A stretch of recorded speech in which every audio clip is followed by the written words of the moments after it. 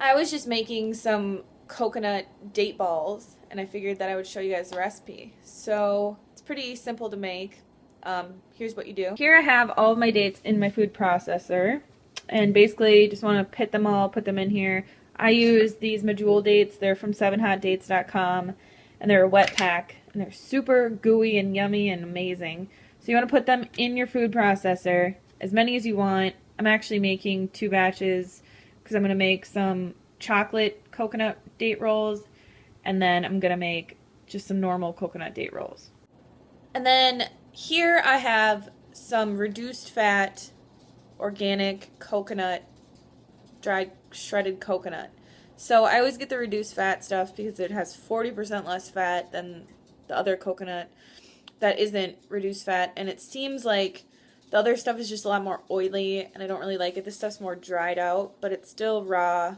It's they just somehow dehydrate the oil out of it, kind of like they do that PB2 stuff. So you want to take this, and then we're just gonna dump some of this dried coconut into our food processor.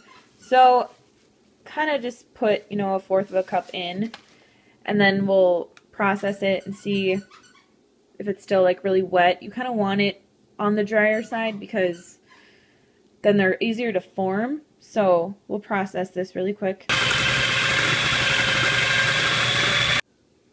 And then you're probably gonna have to stop it a couple times and just push it all around.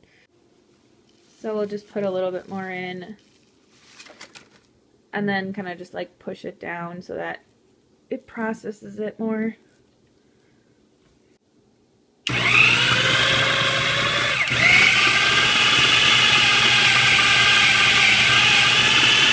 So now it's pretty processed. It's still pretty gooey, but if you're using wet dates, it's going to be more gooey. You're not going to get it super dry. But if you're using like just the conventional, or not conventional, but just the normal dates that you buy in your store, they're not going to be a wet pack date, so they're going to be a lot drier. So your consistency is going to be different. Like these are really amazing. So you want to roll it into a ball.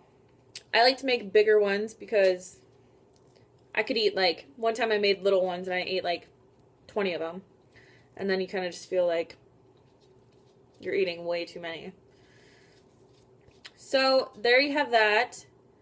And I don't know, this is like the size of a golf ball or whatever. You can make them as big or as small as you want.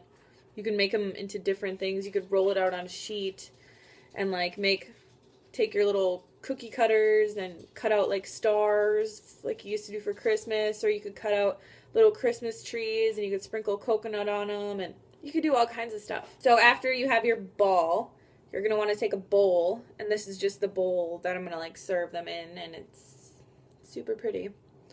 So dump your coconut, like some more coconut in there, and then just dunk it in there, and then just roll it around for like 2 seconds. And then you'll take it out, and it'll be this perfect little coconut ball. So then, you know, just put it like on a plate. You kind of want them to dry out for a little bit because they're, depending on, you know, the consistency of them, if they're still like really gooey and stuff, they'll stay formed like this. But when you bite into them, they're just going to get all over everybody's hands.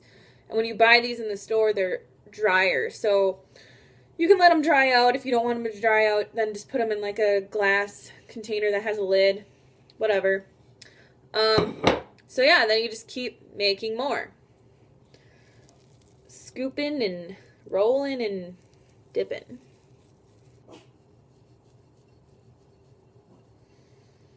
Okay, so here we have our beautiful coconut date rolls.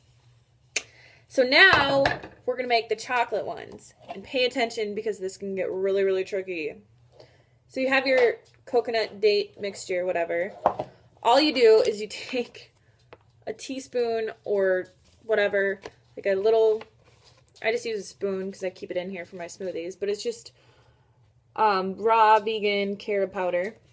And you just put this, hold on, into here and just kind of like sprinkle around. Sprinkle, sprinkle. Voila! And then you blend it up, and then you have chocolate ones. So then you do the whole thing over again.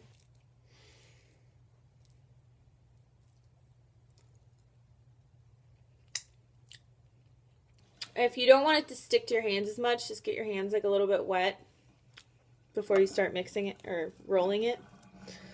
And then it won't stick to your hands like half as much. See? As you can see, they look exactly the same. This one's chocolate, this one's not chocolate.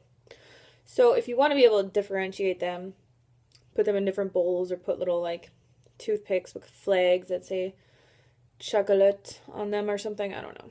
And here are the finished chocolate ones. So this is a super simple, easy recipe to make.